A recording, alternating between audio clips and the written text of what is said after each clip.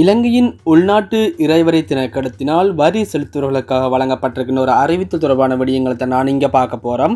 இங்கே நீங்கள் டிஆர்சி என்ற சர்டிஃபிகேட் நீங்கள் எடுத்துக்கொள்ளணும்னு சொன்னால் உங்களுக்கு தேவையான விடயங்கள் அது தொடர்பாக நீங்கள் பின்பற்ற வேண்டிய நடைமுறைகளை இங்கே வரிசைப்படுத்தி இருக்கணும். ஸோ இதை மிக முக்கியமாக நீங்கள் கவனத்தில் கொள்ளுங்கள். இப்போ பார்த்தீங்கன்னு சொன்னால் இலங்கையை பொறுத்த வரைக்கும் வாகன இறக்குமதிக்கான அனுமதி வழங்கப்பட்டிருக்குது. இந்த வாகன இறக்குமதிக்கான அனுமதியை நீங்கள் கோருகின்ற போது அல்லது உங்களுக்கான வாகனத்தை நீங்கள் பதிவு செய்து கொள்ள வேண்டும் என்று சொன்னால் நீங்கள் என்ன செய்யணும், இந்த டிஆர்சி என்ற சர்டிஃபிகேட் உங்களுக்கு கட்டாயம் தேவைப்படுறதாக இருக்கும். ஆகவே நீங்கள் டிஆர்சி சர்டிஃபிகேட் எடுக்கிறது எப்படி, அதற்கான விடயங்கள் என்ன மாதிரின்றதுக்கு நீங்கள் சசி எஸ்எல் ப்ளாக்கை நீங்கள் சப்ஸ்கிரைப் பண்ணிட்டு தொடர்ந்து பார்த்தீங்கன்னா இது மட்டும் இல்லாமல் இது தொடர்பான ஏனைய அரசு தொடர்பான அதே போன்ற வழிகாட்டுகள் கல்வி சார்ந்த விடயங்களுக்கு நீங்கள் சசி எஸ்எல் ப்ளாக்கை சப்ஸ்கிரைப் பண்ணிக்கொள்ளுங்க. ஸோ நாங்கள் இந்த வீடியோவில் இப்போ பார்க்க போகிற விடயம் என்னென்னு சொன்னால் நீங்கள் எப்படி இந்த டிஆர்சியை எடுத்துக்கொள்வது அல்லது இலகுவாக பெற்றுக்கொள்றது. நீங்கள் வீட்டில் இருந்தவாறு இந்த டிஆர்சியை பெற்றுக்கொள்ளக்கூடிய ஒரு வழிவகை இருக்குது. அதாவது பொறுத்த வரைக்கும் இலங்கை உள்நாட்டு இறைவரி திணைக்களம் என்ன சொல்லியிருக்குன்னு சொன்னால் நீங்கள் வரி செலுத்துகின்ற நபராக இருந்தால் நீங்கள் கட்டாயம் டின் நம்பருக்கு பதிவு செய்யப்பட்டிருக்க வேண்டியது ஒரு அவசியமாக.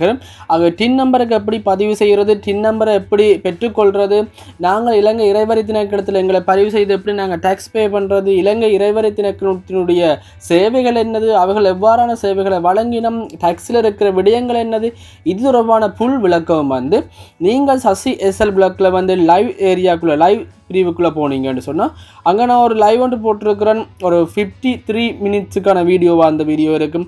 நீங்கள் அங்கே பார்த்தீங்கன்னு சொன்னால் நீங்கள் வரி தொடர்பான ஐஆர்டி இன்கம் டேக்ஸ் டிபார்ட்மெண்ட் தொடர்பான எல்லா விடயங்களுமே அங்கே இருக்கும். அங்கே உங்களுக்கு நான் A to Z எக்ஸ்பிளைன் பண்ணியிருப்பேன். ஸோ நீங்கள் அதை பார்த்து பயனடைஞ்சு கொள்வீங்கிற நம்பிக்கை இருக்குது.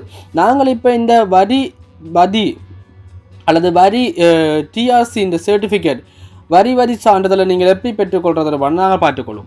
முதலாவது நீங்கள் பார்த்தீங்கன்னு சொன்னால் நீங்கள் டிஆர்என் சர்டிஃபிகேட் எடுத்துக்கொள்றதுக்கு நீங்கள் முதலாவது செய்ய வேண்டிய விடயம் தான் நீங்கள் உங்களுக்கு தேவையான டாக்குமெண்ட்ஸ் எல்லாத்தையும் நீங்கள் ரெடி பண்ணிக்கொண்டு நீங்கள் அவைகளுக்கு ஐஆர்டிக்கு மெயில் பண்ணும்போது உங்களுக்கு ஆட்டோமேட்டிக்காக உங்களுக்கான சர்டிஃபிகேட் கிடைக்கும். இதில் அவையில் சொல்லப்பட்டிருக்கிறது 3 ஸ்டெப் தான் பேசிக்காக சொல்லியிருக்கணும். அதில் முதலாவது ஸ்டெப் சொல்லியிருக்கணும் என்னென்னு சொன்னால் நீங்கள் itp@ird.gov.lk என்ற வெப்சைட்டுக்கு இமெயில் பண்ண முடியும். இந்த இமெயில் அட்ரஸுக்கு இமெயில் பண்ணலாம். அல்லது பார்த்தீங்கன்னா menaka.k@ird.gov.lk என்றதுக்கு நீங்கள் இமெயில் பண்ண முடியும். இதன் மூலம் நீங்கள் உங்களுக்கான டிஆர்சியை பெற்றுக்கொள்றதுக்கான வழிவகைகள் இருக்குது. இங்கே நீங்கள் சமர்ப்பிக்கப்பட வேண்டிய ஆவணங்களாக சொல்லப்பட்டிருக்குது. முதலாவது உங்களுடைய பெயரை நீங்கள் சரியாக, அதாவது டின் நம்பரில் நீங்கள் என்னத்தை ரெஜிஸ்டர் பண்ணியிருக்கிறீங்களோ, டேக்ஸ் டிபார்ட்மெண்ட் நீங்கள் என்ன பேரை ரெஜிஸ்டர் பண்ணியிருக்கீங்களோ அந்த பேரை சரியாக கொடுத்துக்கொள்ளுங்க.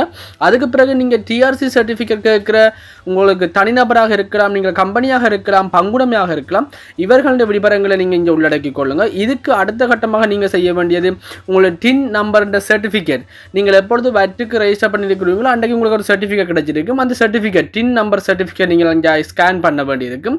அது இல்லாமல் உங்களுடைய தற்போதைய நீங்கள் எங்கே வசிக்கிறீங்க அந்த முகவரியை கொடுத்துக்கொள்ளுங்க. இது இல்லாமல் உங்களுக்கு அந்த தொடர்பு இலக்கங்கள், உத்தியோக இமெயில் அட்ரஸ் நீங்கள் கொடுக்க வேண்டி வரும்.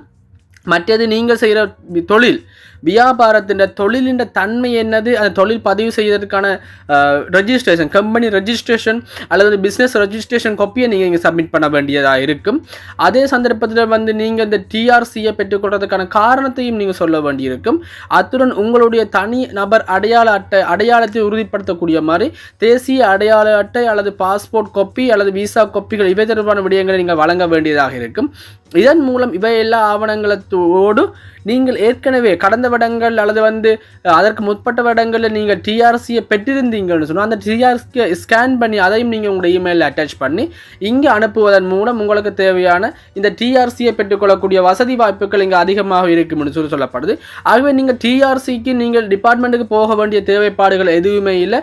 நீங்கள் இருக்கிற இடத்துல உங்களுடைய வியாபார நிறுவனத்திலிருந்து உங்களோட வீட்டில் இருந்து கொண்டு இந்த டிஆர்சியை பெற்றுக்கொள்றதுக்கான வசதி வாய்ப்புகள் இருக்குது. இந்த டிஆர்சியுடைய முக்கியத்துவம் நீங்கள் வாகனங்களை பதிவு செய்தாக இருக்கலாம், சொத்துக்களை பதிவு செய்தாக இருக்கலாம்.